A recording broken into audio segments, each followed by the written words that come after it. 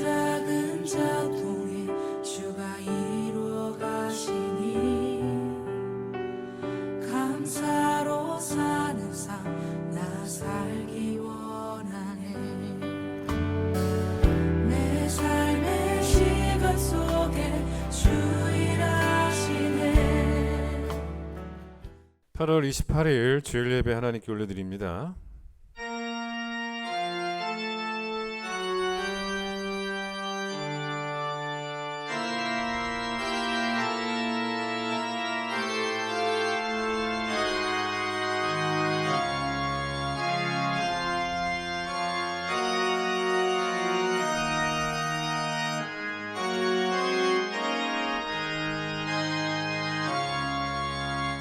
온 땅이여 여호와께 즐거운 찬송을 부를지어다. 기쁨으로 여호와를 섬김에 노래하면서 그 앞에 나아갈지어다. 감사함으로 그의 문에 들어가며 찬송함으로 그의 궁정에 들어가서 그에게 감사하며 그의 이름을 송축할지어다. 아멘.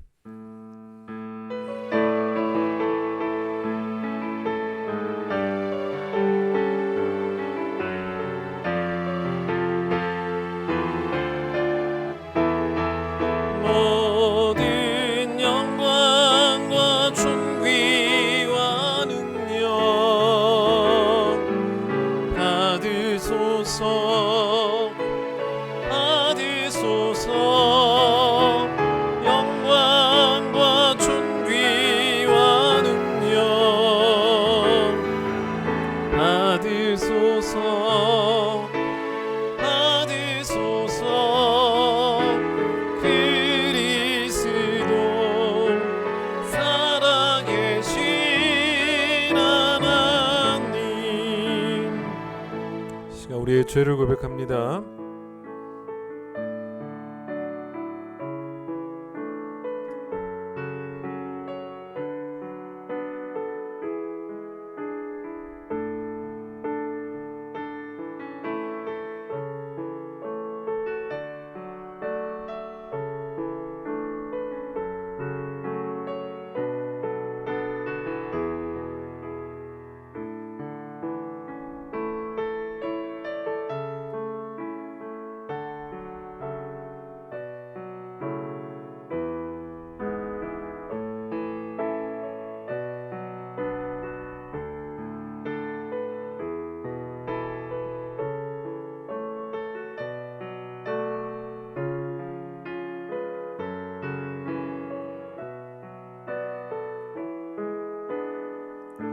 여호와는 긍휼이 많으시고 은혜로우시며 노하기를 더디하시고 인자하심이 풍부하시도다.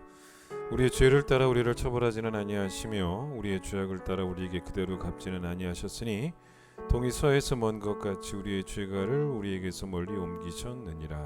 아멘. 신앙 고백합니다. 나는 전능하신 아버지 하나님 천지의 창조주를 믿습니다. 나는 그의 유일하신 아들 우리 주 예수 그리스도를 믿습니다. 그는 성령으로 잉태되어 동정녀 마리아에게서 나시고 본디오 빌라도에게 고난을 받아 십자가에 못 박혀 죽으시고 장사된 지 사흘 만에 죽은 자 가운데서 다시 살아나셨으며 하늘에 오르시어 전능하신 아버지 하나님 우편에 앉아 계시다가 거기로부터 살아있는 자와 죽은 자를 심판하러 오십니다. 나는 성령을 믿으며 거룩한 공교회와 성도의 교제와 죄를 용서받는 것과 몸의 부활과 영생을 믿습니다. 아멘. 37장입니다.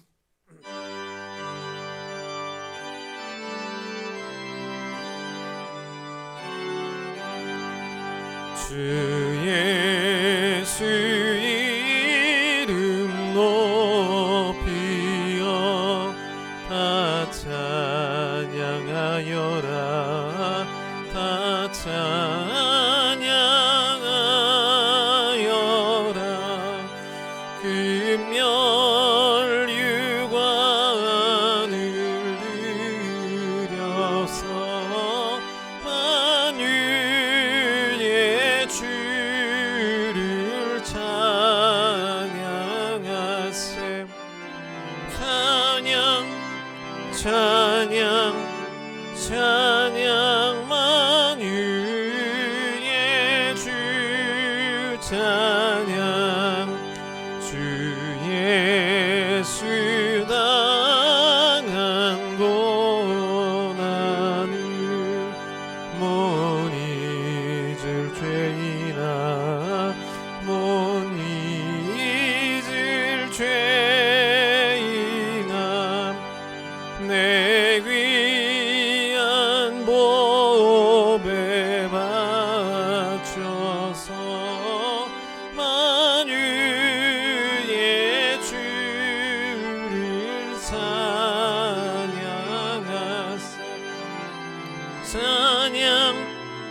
찬양 찬양 만유의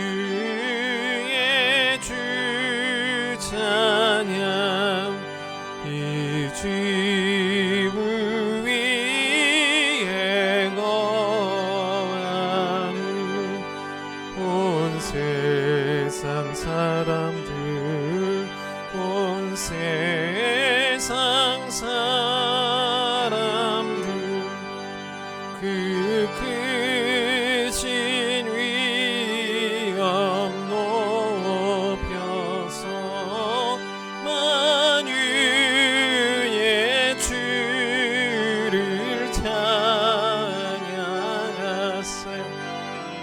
찬양 찬양 찬양 만유의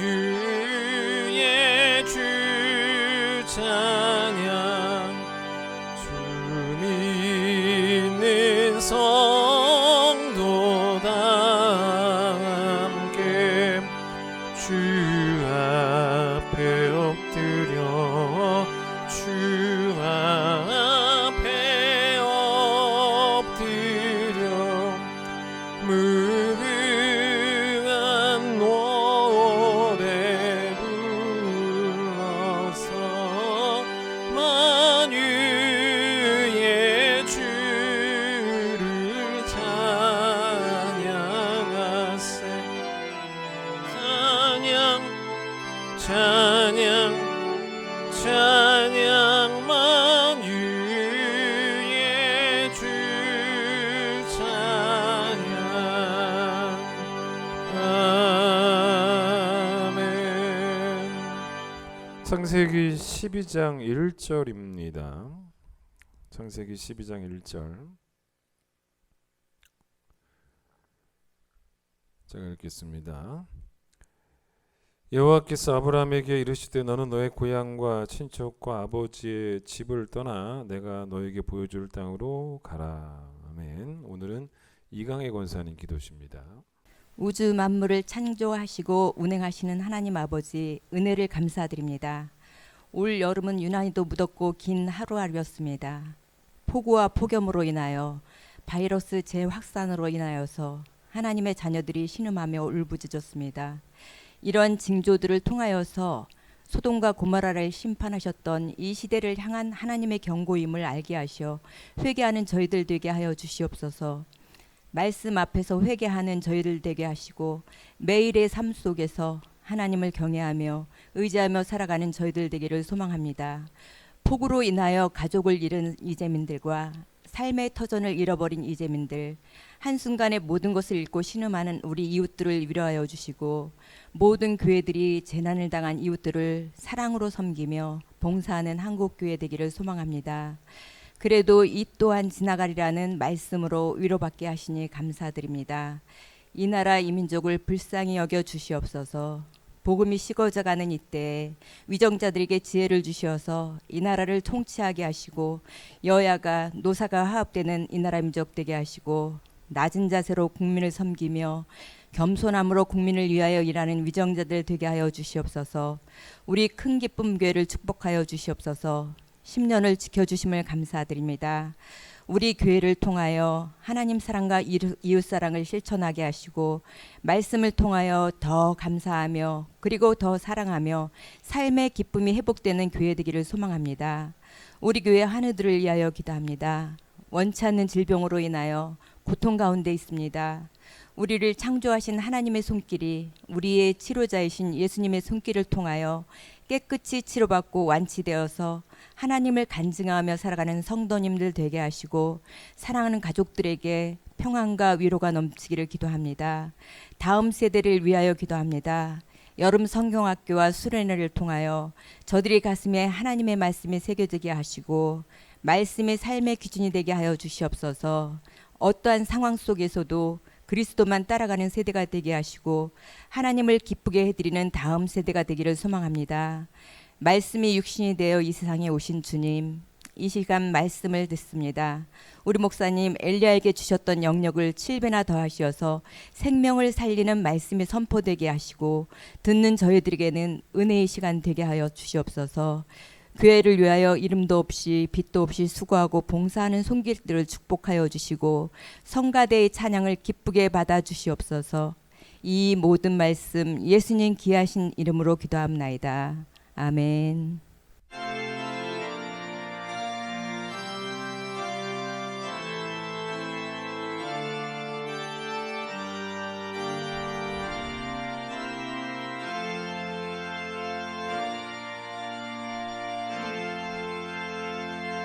부원하겠습니다.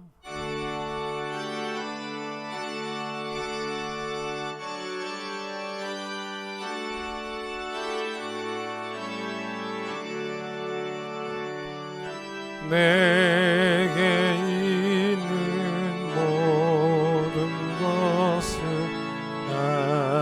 아낌없이 드리네. 사랑하고 의지하며 주만 따라 살리라. 주께 드리네. 주께 드리네.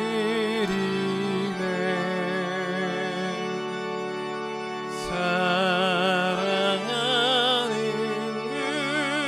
주 앞에 모두 드리네.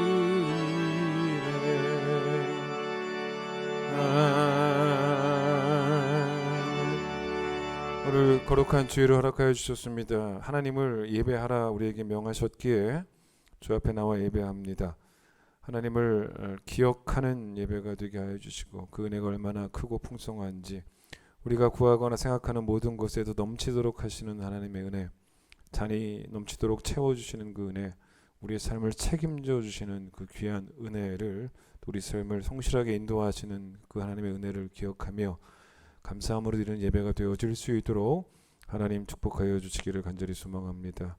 하나님의 은혜에 집중하지 못하게 하는, 또 하나님의 주시는 말씀에 집중하지 못하게 하는 악한 생각들을 다 제거하여 주시고 오롯이 하나님께만 영광 드리는 귀한 예배가 되어질 수 있도록 하나님 축복해 주시기를 간절히 소망합니다. 오늘 귀한 예배 드리며 온라인 예배지만 또 예배이기에 주님께 귀한 예물을 준비했습니다. 10회를 구분한 귀한 믿음들이 있습니다. 감사의 예물들이 있고 주정헌금이 있습니다. 이웃을 위한 헌금들이 있습니다. 하나님께서 귀하게 받아주시기를 소망합니다. 예수님의 이름으로 기도드립니다. 아멘. 교회 소식을 전하겠습니다. 지난번부터 우리가 이제 오후 예배가 시작이 되었습니다. 격주로 예배를 드리기 때문에 오후 예배 없는 주일에는 각 구역마다 또 구역 예배를 잘 또 드려주시기를 바랍니다. 우리 환우들이 좀 계신데 계속 위해서 좀 기도해 주시면 좋겠습니다. 암으로 고통당하시는 성도님이 3분 계신데요. 우리 박혜수 집사님은 지난 목요일에 수술을 잘 끝마치셨습니다. 수술이 아주 큰 수술이었습니다. 간을 3분의 1을 잘라내고 또 임파선 쪽에 전이된 것도 다 도려내고 횡격막까지 절제하고 난 다음에 그 다음에 인공근막 수술도 했다고 하시고요. 쓸개도 떼어냈고 또 오른쪽에 있는 충수의 결장 쪽에는 혹도 있어서 제거를 했고 아주 큰 수술을 하셨습니다.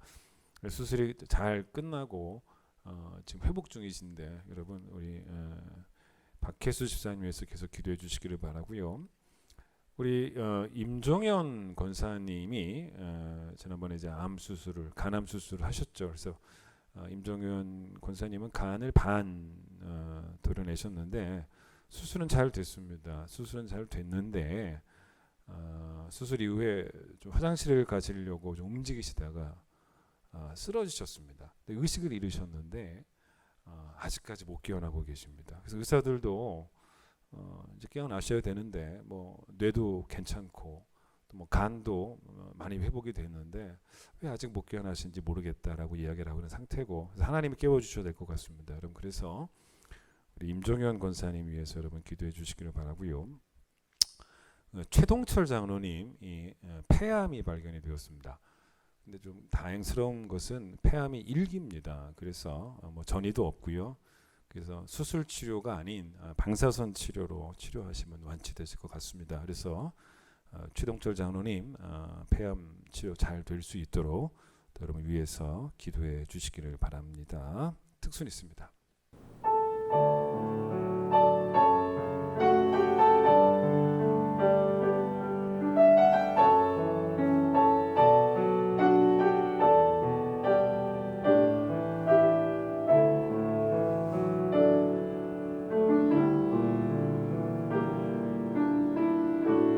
나의 약함이 주 앞에 온전히 드러나고 나의 약함을 주 앞에 겸손히 아뢰 때 주의 능력으로 강하게 되리 그 약함까지도 빛나게 되리 주의 능력으로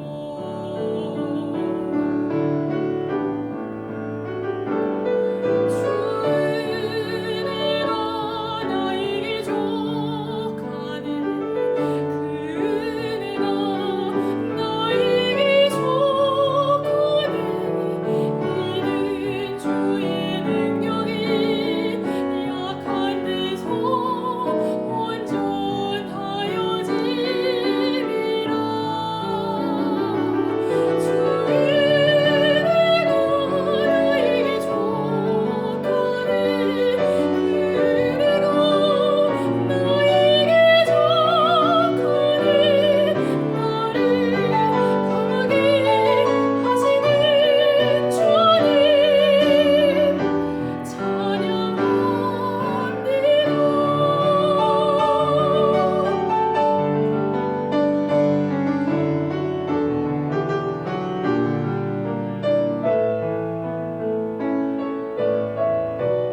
주의 능력으로 강하게 되리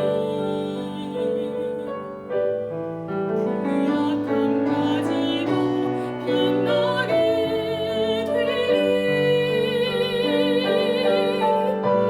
주의 능력으로 주 은혜가 나에게 족하네 그 은혜가 나에게 족하네 나를 강하게 하시는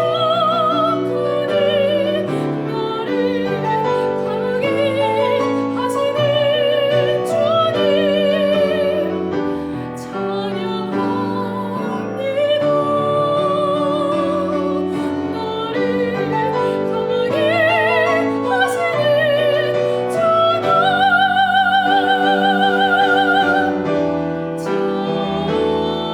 나를 강하게 우리 함께 찬양하겠습니다.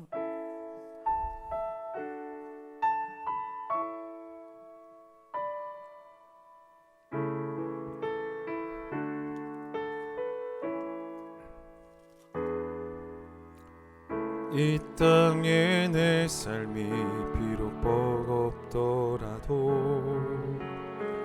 주님의 선하심 나 믿으며 가리 이 작은 자통에 주가 이루어 가시니 감사로 사는 삶 나 살기 원하네 내 삶의 시간 속에 주 일하시네 내 모든 여정 속에 함께 하시네 깊고도 크신 주의 영광을 나보리라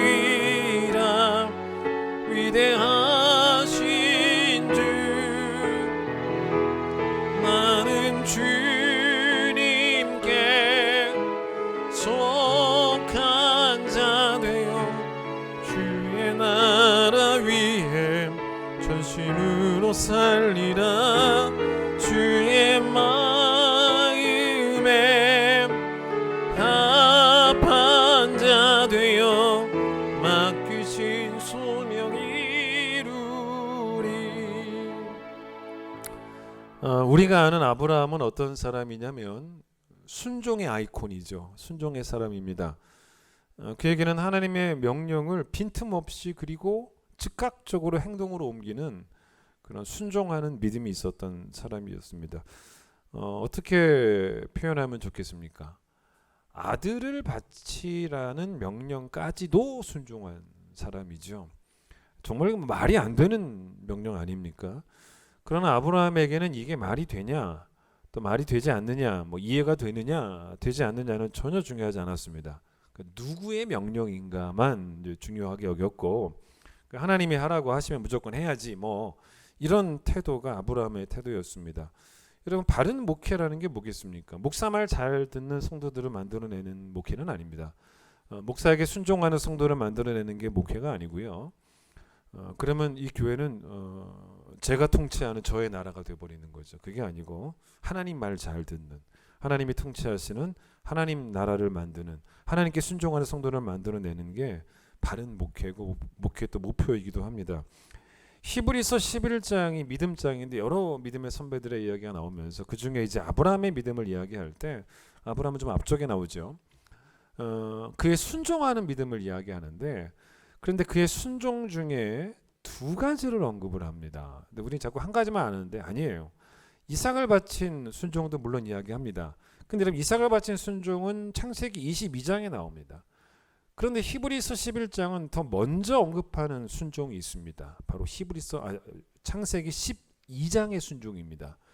그러니까 아브라함이 이삭을 바친 순종도 참 대단하지만 그 순종만큼 대단한 순종이 오늘 본문의 순종이라고 히브리서가 말하고 있는 거죠. 어떤 순종입니까? 고향, 친척, 아버지 집을 떠나라고 하는 하나님의 명령에 순종을 했다는 겁니다. 사실 순종이라는 게 적당하게 순종할 수 없고, 순종은 사실은 거의 그 무모할 정도로 순종을 해야 되는 거거든요. 이 무모라는 단어가 한자로 어떤 단어냐면, 이 모라는 단어가 꾀하다, 꾀의 모자입니다. 그래서 우리가 모략, 그때 모입니다. 한자 모사 이렇게 할 때 모인데, 근데 무모라는 말은 모가 없다는 거잖아요. 꾀가 없다는 겁니다. 지혜가 없다는 거죠. 그러니까 우리가 보통 이제 저 사람 저 행동이 무모하다라고 말할 때 뭡니까? 참 지혜 없는 행동이다. 신중하지 않구나. 앞뒤를 안 떠져보네. 뭐 이런 말 아니겠습니까? 그런데 세상 사람들 보기에 지혜도 없고 그렇게 보일지 모르겠지만 그게 중요한 게 아니고, 아브라함의 이 두 가지 순종, 고향, 친척, 아버지 집을 떠나는 순종이나 아들을 바치는 순종이나 세상 사람들이 어떻게 했을 행동이냐면, 세상 사람들이 다 와서 긋고 말렸을 행동이라는 겁니다. 왜냐? 지혜가 없다, 신중하지 않다라고 말렸을. 좀 제발 좀 계산 좀 해보고 행동해라. 근데 아브라함은 이렇게 앞뒤를 다 따져보지 않았다는 거죠. 그러니까 앞뒤를 따져보면 아무것도 못한다라는 걸 알았기 때문에 하나님께 순종하기 위해서는 세상 사람들이 보기에 무모할 정도로 행동을 했다는 겁니다. 그러니까 쉬운 예를 한번 들어보겠습니다. 나는 수영을 전혀 못하는 사람이 있다. 근데 어떤 사람이 나에게 수영도 못하는데 바다로 뛰어들어가라 라고 명령을 했다고 해봅시다. 그 명령에 내가 순종해야 할 이유는 사실은 없죠. 물에 뛰어들 수 없는 이유들을 가지고 남을 설득하고 또 나를 설득하고 그럴 수 있습니다. 근데 만약 그 명령자가 어떤 사람이 아니라 하나님이 그냥 저보고, 여러분 보고 수영도 못하는데 바다에 뛰어들어가라고 한다면 그냥 아무 소리 말고 뛰어들어가야 된다는 거죠. 죽든 살든. 그러니까 여러분, 이런 비슷한 성경의 예가 어디 있냐면, 하나님이 모세를 이스라엘 백성을 구하기 위해서 애굽으로 들어가라라고 명령하셨을 때의 상황과 아주 비슷하죠. 왜냐, 모세의 나이가 80세입니다. 노인이죠. 수영도 할 줄 모르는 80살 된 노인을 바다로 뛰어들어가라라고 요구하는 것과 똑같은 상황 아니겠습니까? 그러니까 모세는 하나님 앞에서 아주 현명하게, 지혜롭게 꾀를 부린 거죠. 쉽게 말하면 꾀가 있는 겁니다. 그렇게 할 수 없는 이유들을 계속 줄기차게 쏟아부어 넣습니다. 근데 문제는 뭐냐면 그런 이유들이 하나님이 귀담아 듣지 않으신다는 겁니다. 하나님에게는 통하지가 않는 이유들을 자꾸 이야기하는 거죠. 그래서 하나님은 모세에게 어떤 식이었냐면 하라면 할 것이지 웬 말이 많냐 이런 식이었다는 것입니다. 그러니까 이게 뭐냐면요, 여러분, 명령의 내용 때문에 순종하는 게 아닙니다. 하나님 때문에 순종하는 겁니다. 그러니까 우리가 하나님이 우리에게 무엇을 명령하셨는가의 그 명령의 내용을 체크하기 전에요, 명령하신 하나님을 먼저 경외하는 게 우선인 거예요. 그 성경에 나오지 않는 개념이 순종할 만한 명령이라는 개념은 나오지가 않습니다. 그 하나님은 우리의 형편과 상황을 돌봐주세요. 그건 맞습니다. 그러나 우리의 형편과 상황을 돌봐주시는 하나님이긴 하지만 우리의 형편과 상황에 맞추어서 명령하시는 분은 아닙니다. 그러니까 순종할 만한 명령에 순종하는 것을 감히 순종이라고 말하면 안 되는 거예요. 그러니까 하나님의 명령이라면 그분의 권위로 인해서 오롯이 순종하는 것만이 진정한 순종인데, 자, 그런데 오늘 본문 말씀에 아브라함의 순종이 참 대단한 순종이었다는 걸 어떻게 알 수 있냐면 1절을 보시면 하나님이 아브라함에게 내가 너에게 보여줄 땅으로 가라 라고 명령하셨는데, 이 가라라는 명령, 그래서 그가 움직이기 전에 선행되어야 될 것이 뭔지를 말씀하십니다. 그게 바로 뭐냐면 고향과 친척과 아버지 집을 포기하라는 거예요. 그걸 명령하셨다는 거죠. 자, 우리의 순종을 방해하는 적이 하나 있습니다. 그게 바로 뭐냐면 오늘 설교 주제입니다. 그게 바로 뭐냐면 익숙함이라는 것입니다. 익숙함들을 포기한다는 것은 결국 뭐냐면 새로운 변화들을 만난다는 걸 의미합니다. 근데 이제 새로운 이 변화들이 하나님을 향한 순종이 된다면 그 변화가, 익숙함은 미련 없이 떨쳐버리는 게 맞는 거죠. 물론 이제 하나님의 뜻에 맞는 익숙함들이야 아무런 문제가 없습니다. 그러니까 모든 익숙함들이 다 문제가 되는 건 절대로 아니죠. 예를 들어서 내가 운전을 하는데 어떻습니까? 뭐 다른 길이 있어도, 심지어는 그 길이 훨씬 더 빠른 길이어도 그냥 보통 내가 가던 길, 익숙한 길로 가는 그런 습관을 누가 뭐라 하겠습니까? 그건 굳이 문제가 될 건 아닌 거죠. 그런 익숙함들은 별로 문제될 게 없습니다. 근데 이제 그런 익숙함을 말하는 게 아니라 하나님께 불순종하는 일들이 이제 반복이 되면서 그게 익숙해졌는데, 그럼에도 불구하고 그 익숙함에 대해서 전혀 문제를 삼지 않고 그 익숙함이 이제는 뭐까지 되냐면 편안함까지 되어버리는, 그 익숙함에 안주해버리는, 바꿔 말하면 죄가 되는 익숙함들이 있다는 거죠. 그걸 말하는 겁니다. 근데 그 익숙함을 포기하고 떠나는 믿음이 없다면 내가 너에게 보여줄 땅으로 가라는 하나님의 명령에 순종하는 믿음도 당연히 있을 수가 없는 거예요. 순서가 익숙함을 포기해야지만 그 다음 순종이 나오는 거죠. 물론 성경에는 그 전에 하던 대로라는 표현도 있죠. 가장 대표적인 것이 다니엘 6장 10절에 나오는데, 다리오 왕이 30일 동안 누구든지 왕 외에 어떤 신에게 뭘 구하고 기도하고 그러면 사자굴에 던져 넣겠다라는 조소를 내려서 도장을 딱 찍어서 공포합니다. 근데 그런 위협적인 조서에도 불구하고 다니엘 6장 10절에서 뭐라 그럽니까? 들어보세요. 다니엘이 이 조서에 왕의 도장이 찍힌 것을 알고도 자기 집에 돌아가서는 윗방에 올라가 예루살렘으로 향한 창문을 열고 전에 하던 대로, 익숙함이죠. 하루 3번씩 무릎을 꿇고 기도하며 그의 하나님께 감사하였더라. 이건 뭐랑 비슷합니까? 일제시대 때 일본의 신사에 참배하라는 강압적인 명령들을 거절하고 늘 하던 대로 새벽기도 가셨던 분들, 교회를 향했던 그 믿음의 선배들, 전에 하던 대로, 그게 익숙하다는 말 아니겠습니까? 좋은 거죠. 그런데 이런 익숙함은 죄가 되는 익숙함이 아니기 때문에 떠날 이유가 없는 익숙함이지만, 계속 머물러 있어야 되는 익숙함이지만 그렇지 않은 것들도 있다는 거죠. 제가 이번 그 휴가를 쉬면서 어제 말고 지난주 토요일이죠. 지난주 토요일에 공연을 하나 봤습니다. 제가 이제 친하게 지내는 대학 과 친구가, 저희 철학과 친구가 있어요. 근데 이 친구가 고향 아람누리 극장 공연팀 팀장이에요. 그래서 저에게 좋은 공연이 있다고 공연을 좀 보러 오라고 저희 가족을 초청을 해줘서 애들하고 다 같이 이제 토요일날 토요일하고 주일날 2번 공연하는데 토요일날 공연을 이제 보러 갔다 왔습니다. 근데 공연 제목이 뭐였냐면 귀토라는 공연이었습니다. 그 부제가 뭐냐면 토끼의 반란이라는 공연이었는데 이게 어떤 공연이냐면 국립창극단입니다. 우리나라 국립창극단 공연인데 쉽게 말하면 국악 뮤지컬입니다. 이제 국악으로 연주하고 또 여러 배우들이 나와서 창을 부르면서 연기하는 이제 국악 뮤지컬인데 저는 국악 뮤지컬을 처음 봤는데 너무 좋더라고요. 재밌더라고요. 그러니까 보통 그런 그 서양식 뮤지컬 말고 국악 뮤지컬이니까. 근데 내용이 어떤 것이었냐면 이 토끼가 산중 생활이 싫은 거예요. 이걸 토끼의 반란이라고 한 거죠. 그러니까 산에 사니까 여러 가지 환란들이 있다는 겁니다. 그러니까 토끼가 막 산중 생활이 막 지긋지긋해졌다는 겁니다. 그 이유가 뭐냐면 8가지 환란이 그 8가지는 제가 다 말할 수는 없고 8가지 환란이 산에 있으니까 산이 싫다는 거예요. 근데 이렇게 생각할 수 있었던 또 이유가 뭐냐면 자기 아버지 토끼가 독수리에 잡혀가 죽습니다. 자기 어머니 토끼는 포수의 총에 맞아 죽습니다. 그게 다 환란이에요. 그 혼자 고아가 된 거죠.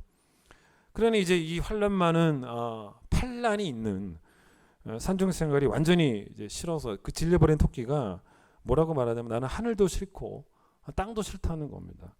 이제 새로운 곳으로 가고 싶다는 거죠. 근데 그게 어디냐면 이제 눈에 보이는 게 바다죠. 수궁이죠. 수궁입니다. 근데 그 수궁은 또 그 어쩌다가 또 가게 되었냐면 그 거북이죠. 자라. 그 자라가 토끼를 이제 꼬셨습니다. 수궁으로 가면 너무 좋다는 거예요. 근데 사실 이 거북이는 악한 의도가 있었죠. 왜 여러분 이런 스토리 아시죠? 왜 가자고 했냐면 그 용궁에 가면 용왕이 있는데 그 용왕이 병이 들었습니다. 근데 병에서 나으려면 뭘 먹어야 돼요? 토끼 간을 먹어요. 토끼 간을 먹으면 낫는다 이거예요.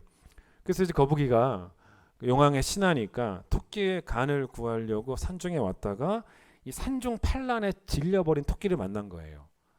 그 바다에 가자 그러니까 뭐 당연히 토끼가 너무 좋은 거죠. 여기 떠날 수 있으니까 너무 좋은 거죠. 쉽게 넘어갑니다.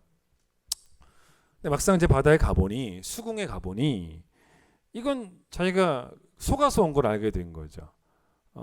이제 자기가 간을 용왕에 바쳐야 되는 그런 죽을 목숨이라는 걸 알게 되었고, 근데 뭐 토끼가 또 가만히 있습니까? 뭐 재치를 발휘해서 수궁을 빠져나오는 그런 이야기가 또 그 다음에 전개가 돼요. 근데 이제 이 수궁에 가니까 그 수궁에는 궁전이죠. 짱뚱어도 있고 또 뭐 쭈꾸미도 있고 또 뭐 전기 뱀장어도 있고 막 그래요. 근데 이제 가만 이제 이들의 이야기를 이렇게 들어보니 토끼가 들어보니 바다 생활도 만만치 않더라는 겁니다. 그러니까 여차여차해서 이제 이 바다 생물들이 자기들이 겪고 있는 환란들을 또 이야기하기 시작합니다. 그러니까 산중 환란만 있는 게 아닙니다. 뭐 바다에도 환란이 많은 거죠. 그 대표적인 것이 뭡니까? 약육강식이죠. 적자 생존 아니겠습니까? 똑같아요. 산중하고 똑같은 거예요. 힘센 바다 생물에 힘없는 바다 생물들이 잡아먹히는 일들은 너무 비일비재하고 나도 우리 아버지 이렇습니다. 뭐 그런 이야기들이 막 나오고. 그 어디 그뿐입니까? 산중에는 포수가 있다면 바다에 뭐가 있습니까? 어부가 있지 않습니까? 어부가 또 금을 가지고 싹쓸이하지 않습니까? 그럼 또 다 죽고. 결국 이제 이 토끼가 이 재치를 발휘해서 어쨌든 죽을 위기를 넘기고 다시 땅으로 돌아오는 공연이 한 130분 됐는데 너무 재밌더라고요. 다시 땅으로 돌아오는 이야기로 공연은 끝이 나는데 그 공연이 끝나면서 결론이 뭐냐면 땅이든 바다든 반란은 다 있다는 거죠. 그래서 토끼가 마지막으로 이런 말을 하면서 공연이 끝나요. 아무리 이렇게 내가 사는 이곳이 환란이 많아도 내 터전이 제일 좋은 곳이었다고. 그 얘기를 하는 거예요.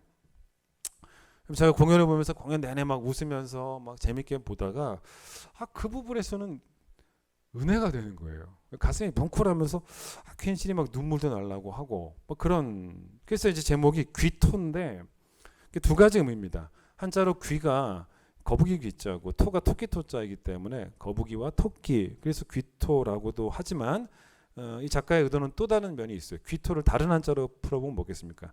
다시 땅으로 돌아온다는 거예요. 귀토. 그렇게 기토라고 이름을 지었습니다. 그럼 나중에라도 뭐 기회 되시면 뭐 지금은 아랍 누리에서 안 하는데 참 좋더라고요. 제가 그 휴가 중에 이런 공연을 보니까 사실 저에게도 의미가 있었던 시간이었습니다. 나의 삶의 터전인 지금은 파주잖아요. 이제 파주 살고 파주 또 큰 기쁨 교회 그리고 지금 만나는 성도들이 내게 가장 귀한 선물이라는 것을 다시 한번 깨닫게 되었고 또 휴가 끝나고 교회 돌아가면 또 열심히 목회해야겠다라는 생각으로 다짐을 하게 됐던 이제 휴가 끝나고 돌아와서 목요일에 우리 그 노예 목사님들의 모임이 있어서 거기 오라고 해서 갔습니다. 근데 그 모임을 갔는데 거기서 어떤 목사님이 어떤 말씀하시냐면 교인들 중에 교회를 떠나는 사람들이 있지 않냐는 거예요. 근데 자기네 교회도 있는데 교인이 떠나가면 한 달 동안 가슴앓이를 한다는 겁니다. 어디 한 달뿐이겠습니까? 더 할 수도 있죠. 근데 계속 그렇게 교인이 떠나갈 때 스스로에게 계속 목사님이 하는 말이 뭐냐면 남겨진 교인들에게 집중을 하자. 떠나간 교인들에게 마음 뺏기고 마음 아파하다가 정작 지금 현재적으로 사랑을 받아야 되는 현재 교인들에게 집중하지 못하면 그것도 결국 문제가 되는 거니까. 그리고 또 하나님이 또 새로운 교인들을 또 보내주시잖아요. 다시 용기를 내서 지금 이 자리에서 목회를 열심히 하려고 한다라는 그런 이야기를 하시는데 참 뭐 좋은 이야기로 들리더라고요. 결국 그런 태도도 뭐냐면 귀토의 태도 아니겠습니까? 자, 그런데 보세요. 물론 아브라함은 오늘 본문에 지역적으로 이동을 했습니다. 하나님이 완전히 새로운 땅으로 가라고 하셨다는 거죠. 그러니까 지금 아브라함의 상황은 땅으로 귀토 돌아오는 게 아니라 원래 땅을 떠나는 상황이긴 합니다. 그런데 오늘 설교는 제가 지역적인 이동을 설교하는 게 포인트가 아닙니다. 아브라함이 고향과 친척과 아버지 집을 떠나는 것에 대해 설교할 때 그 부분이 제가 포인트니까 영적으로 제가 해석을 하고 영적으로 풀어가자는 겁니다. 이게 어떤 의미가 있냐면 보세요.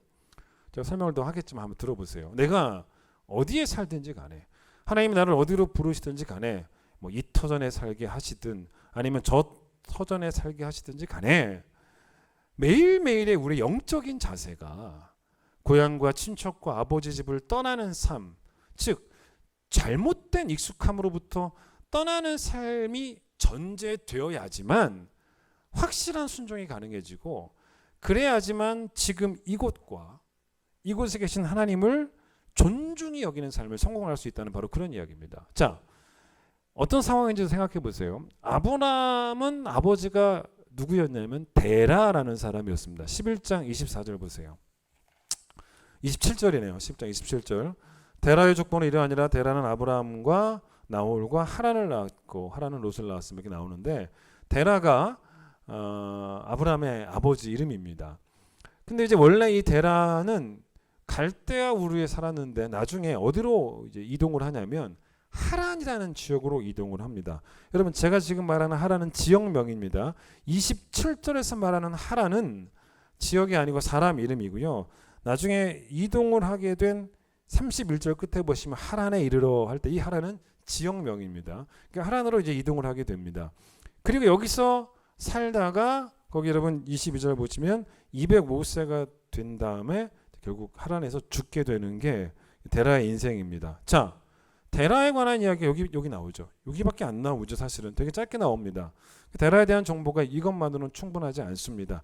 그런데 데라를 알려면 한 군데를 더 볼 필요가 있습니다. 한 군데 더 나오는 곳이 있습니다. 어디를 보시냐면 여호수아 24장을 한번 봐보세요.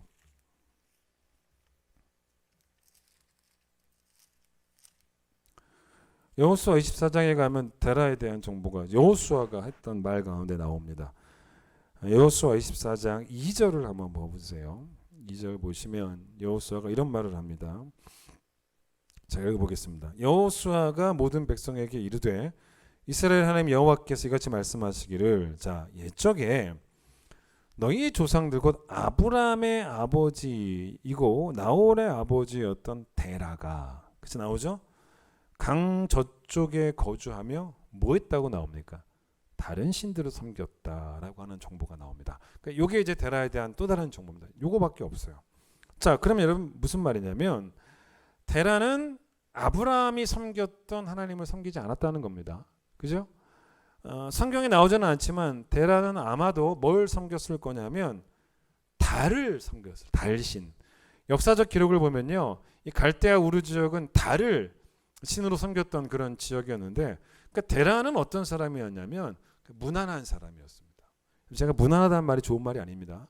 그 지역에서 튀지 않았어요. 여러분 제일 쉽게 사는 게 뭔지 아십니까? 그 눈치껏 사는 거예요. 눈치껏. 동네가 전부 달을 섬기면 굳이 뭐 나 혼자 다른 신 섬길 이유도 없는 것이고, 그러니까 그 분위기에 나도 휩쓸려 가는 거죠. 그게 익숙함이에요.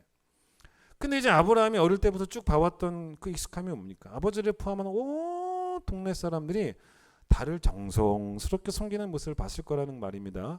이런 걸 우리는 뭐라고도 말하냐면 문화라고도 말합니다. 성경에 나오는 표현은 아니지만, 여러분 문화가 뭡니까? 문화. 옛날이나 지금이나 문화는 있는 거예요. 문화는 개인이 만들 수가 없습니다. 문화는 공동체 구성원들이 함께 공유해야 돼요. 함께 공유하고 함께 선택하는 그런 어떤 사고방식, 또 행동방식, 여럿이 그렇게 함께 움직여야지 그게 이제 문화가 되는 거지, 나 혼자 그렇게 산다고 문화가 되지는 않습니다. 한국 사람이 한국 문화에 익숙한 것은 당연한 겁니다. 다른 나라의 문화가 낯설게 느껴지는 건 당연한 것 아니겠습니까? 그러나 여러분, 우리에게 낯설게 느껴져야만 하는 문화는 다른 문화만은 아니라는 것입니다. 다른 나라의 문화만은 아니고 어떤 문화도 낯설게 느껴져야 되냐면 죄악된 문화입니다. 그 죄악된 문화가 아주 우리 가까이 있지 않습니까? 근데 그걸 자꾸 일부러 거리를 두고 자꾸 낯설게 만나는 훈련을 해야지만 익숙함에 안 빠지는 거예요. 그걸 누가 했냐? 그걸 아브라함이 해낸 거예요, 사실은. 자, 아브라함이 오늘 본문 12장 1절에 고향 친척 아버지 집을 떠나서 이제 하나님께서 명령한 땅으로 갈 때, 그런데 떠나기 전에, 떠나는 게 12장 1절이죠. 몸이 떠나는 거죠.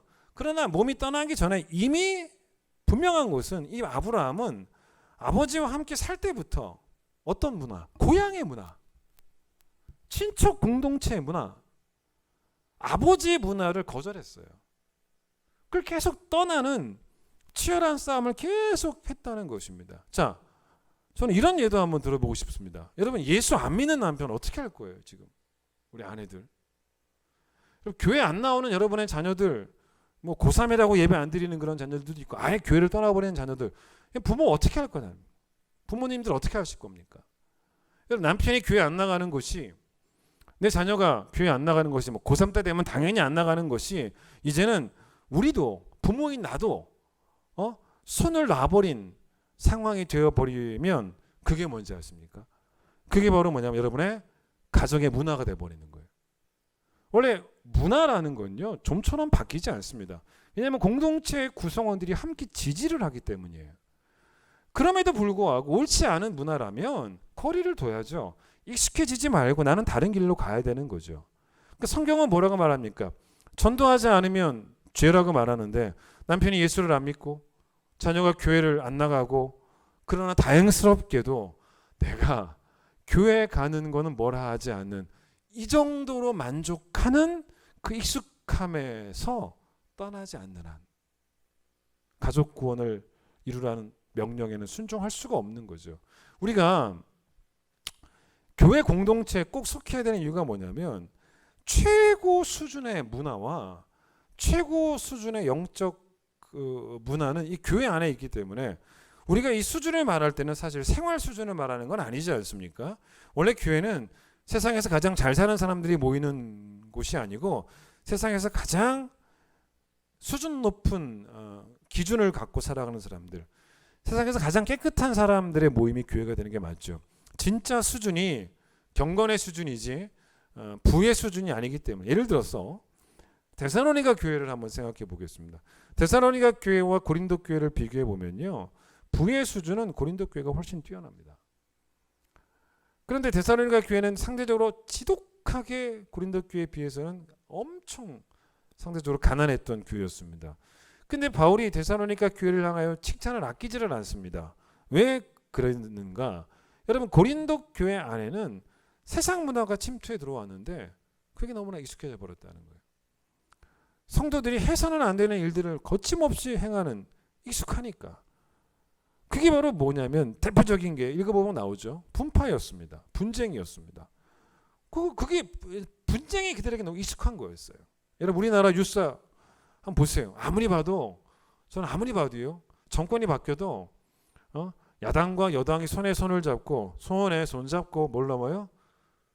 벽을 넘는 걸 전 본 적이 없습니다. 정치인들은 그런 문화에 익숙하지가 않아요. 그러니까 반대할 게 있어서 반대한다는 느낌이 듭니까? 뭐 그것보다는 반대하려고 반대하는 것 같지 않습니까? 그런데 그런 문화가 교회에 들어와 있었다는 거죠. 세상의 지혜와 철학을 높이 사는 문화가, 그 십자가의 도를 오히려 미련하다고 보는 그런 문화가 교회로 들어와 있었다는 겁니다. 근친 상간의 문화가 교회로 들어와 있었다는 거예요. 우상 숭배의 문화가 교회로 들어와 있었다는 겁니다. 근데 바울이 정말 분노했던 게 뭔지 아십니까?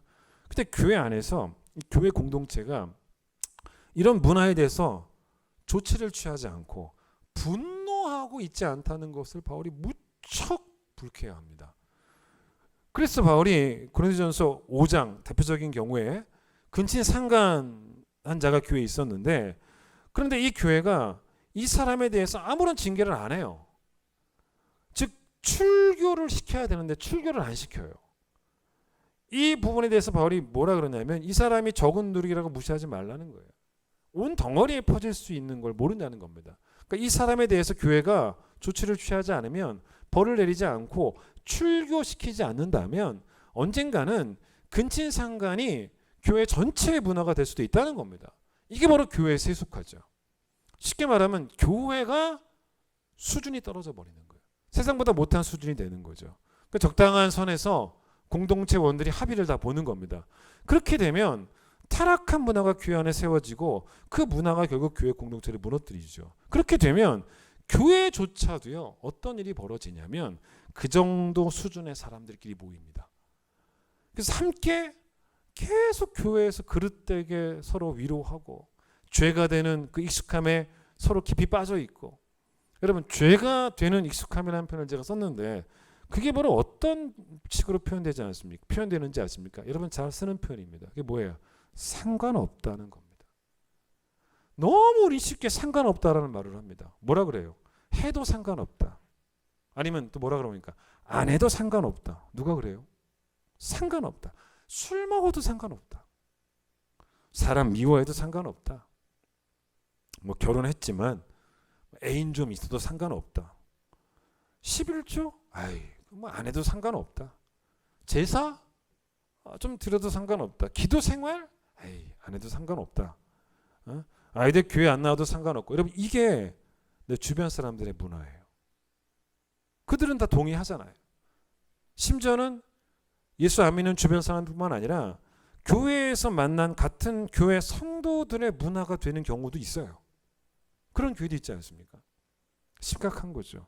제가 이번 코로나 겪으면서 여러분 지금 이 드리고 있는 이 온라인 예배에 대해서 많이 생각도 해보게 되고, 근데 사실 이제 온라인 예배를 어떻게 해석하는 게 옳습니까? 여러분 코로나가 지금 천지에 가득할 때, 감염의 위험 때문에 교회에 갈 수 없는 그런 상황인데 온라인 예배라도 드릴 수 있으니 다행이다가 정답이죠. 여러분 유튜브 예배가 우리 교회도 생기는 바람에 어떤 다행스러운 일이 생기냐면 병원에 입원하신 분들도 주일에 예배를 드릴 수 있어서 얼마나 다행입니까? 그런 면에서는 다행인 거죠. 그러면 이제 이 유튜브라든지 아니면 이 뭐 방송 뭐 기술이라든지 이런 것들은 우리에게 복일 수 있습니다. 근데 만약에 여러분에게 이 온라인 예배가 익숙한 예배가 되어진다면 어떤 면에서 익숙한 거냐면 굳이 교회를 가지 않아도 예배 드릴 수 있는 간편한 방법으로서의 예배가 온라인 예배라면, 그래서 이 예배가 지난 3년 동안 어느덧 내게 익숙해졌다면 이제는 교회 가는 게 낯설어요. 여러분 그러면 당장 고향과 친척과 아버지 집을 떠나야 된다는 거예요. 그 익숙함을 회개해야 된다는 것입니다. 여러분 제가 꽤나 충격적인 말씀을 드려볼까요? 우리 교회도요 아직 많이 회복된 것 같지만 아직 현장 예배로 안 돌아오신 분들이 거의 3분의 1입니다. 3분의 1이 더 돌아오셔야 됩니다. 예? 우리 교회 어른 성도가 300이었어요. 지금 한 200 좀 넘긴 나오신단 말이에요. 나머지 100은 지금 아직 안 나오시는 거예요. 여러분, 제가 처음부터 이야기했지만 온라인 예배는 온라인 예배에 익숙해지라고 준비한 예배가 아닙니다. 절대로 익숙해지시면 안 되는 예배예요. 코로나가 잠잠해질 때까지 코로나로 인해서 교회 못 나오시는 분들을 위한 임시적인 예배일 뿐이라는 겁니다. 제 대학 친구 3명이 또 아까 그 말한 친구 말고 예수 믿는 친구 셋입니다. 카톡방에 묶여 있어요. 근데 이제 그 중에 한 명은 저처럼 목사가 돼서 지금 원주 세브란스 병원에 원목으로 있는 친구가 하나 있고 거기 묶여 있고, 거기 또 하나는 또 하나 친구는 성이 나씨인데 나집사가 거기 들어와 있습니다. 저까지 3명이서 한 방에 이렇게 묶여 있어요. 나집사가 글을 제일 많이 올려요. 근데 이 친구도 보니까 이게 주일에 교회 안 가고 이 교회 저 교회 설교 잘한다는 목사님 유튜브 예배 드리고 있는 것 같아요. 근데 얼마 전에 이제 글을 또 올렸는데 글을 거의 매일 올립니다. 근데 이 목사가 둘이나 있는데 집사님이 얼마나 목사보다 글을 더 잘 쓰는지 영성이 아주 깊어요. 은혜를 받는 그런 글들을 잘 쓰더라고요. 근데 얼마 전에는 뭘 썼냐면 크리스찬이 반드시 3가지 노트가 필요하다라는 그 이야기를 이제 하더라고요. 뭔가 읽어봤더니 이제 그 친구가 쓴 거 첫 번째는 기도 노트가 필요하다는 거예요. 그 뭐라고 말하냐면 작은 일이 큰 일이 될 수 있으니까 작은 일일 때 큰 일 되기 전에 빨리 기도로 막아야 된다. 멋지잖아요. 좋더라고요. 두 번째는 기도 노트 말고 두 번째는 성경 말씀 노트가 필요하다는 겁니다. 자기가 성경을 이제 혼자 읽을 때 하나님이 나에게 꼭 필요한 말씀이어서 깨달음을 주셨는데 그걸 내가 적지 않으면 그 깨달음을 또 잊게 되니까 꼭 써야 된다는 겁니다. 맞잖아요. 세 번째가 설교 말씀 노트가 꼭 필요하다는 거죠. 이것도 하나님이 나에게 필요한 말씀들을 목사님을 통해서 깨닫게 하신 것인데 적지 않으면 잊게 된다. 그렇게 쓴 거예요. 제가 글이 너무 좋아서 뭐라고 답을 달았냐면, 야, 나집사야, 글만 잘 쓰지 마라. 제발 너 이번 주는 제발 유튜브 앞에서 쓰지 말고 니네 교회 가서 설교 노트 써라 라고 이야기를 했어요. 그때 뭐라는지 아십니까? 다른 스케줄이 이번 주에 있어서 이번 주까지만 집에서 드리겠다. 그래서 예배를 못 드리니 그 친구 이야기 뭐냐면 이번 주도 다른 스케줄이 있어서 예배를 못 드리니까 그래도 유튜브 예배가 있어서 다행이다라는 말을 하는 거죠. 그럼 이거는 다행이 아니에요. 유튜브 예배 때문에 우선순위가 바뀌어버린 겁니다. 예배라는 것은 하나님이 첫 번째라는 것을 인정하는 행위이고 그런 고백이 없는 예배는 예배일 수가 없는 거예요. 사실은 잘못된 예배입니다. 자, 익숙함이 왜 문제가 되냐면 이거는 감각이 떨어진 겁니다. 여러분, 감각이 떨어지고 있다는 것은 죽어가고 있다는 겁니다. 익숙함이 편한 게 아니에요. 그 익숙함이 편해서 좋은 게 아니고 무감각해서 위험해지는 겁니다. 여러분, 익숙함을 그냥 놔둬버리면 안 되는 게 영적으로 서서히 죽어가고 있는데, 여러분, 그래서 익숙해져서 좋은 게 있고 익숙해져서 나쁜 게 있는 거죠. 자, 쉽게 표현을 해보면 이런 거죠. 빛에 익숙해져 가는 건 좋은 겁니다. 그러나 여러분, 어둠에 익숙해져 가는 것은 나쁜 거죠. 예? 캐나다에 가게 되면 케이프 브레턴 섬이라는 곳이 있습니다. 이 섬에 가면 탄광이 있는데 이 탄광이 바다 밑으로까지 아주 깊게 뻗어 들어가 있는 정말 엄청난 길이에 그런 탄광이 있다는 겁니다. 근데 옛날에는 이 탄광에서 작업을 할 때, 그때는 옛날이니까 말들을 가지고 작업을 했다. 말들을 사용했다는 겁니다. 근데 이 말들이 한번 탄광에 들어가서요, 일을 하게 되면요, 오랫동안 일을 하게 되면 이 말들이 아주 오랫동안 일을 하고 다시는 탄광 밖으로 끌고 나오지 못하는 경우가 너무 많았다는 겁니다. 왜냐?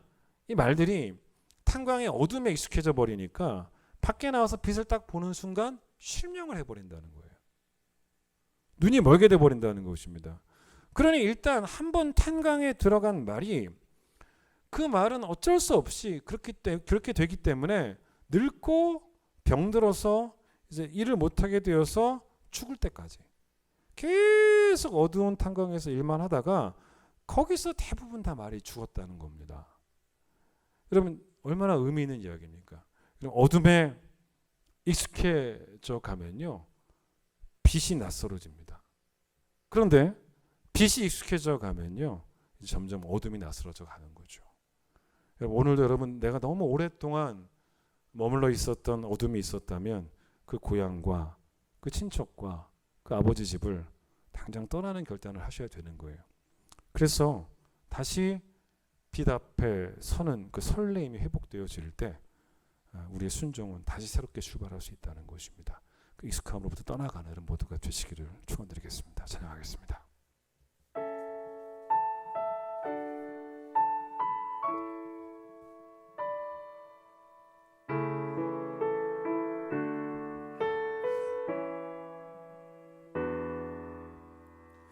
이 땅에 내 삶이 비록 버겁더라도 주님의 선하심 나 믿으며 가리. 이 작은 자통에 주가 이뤄가시니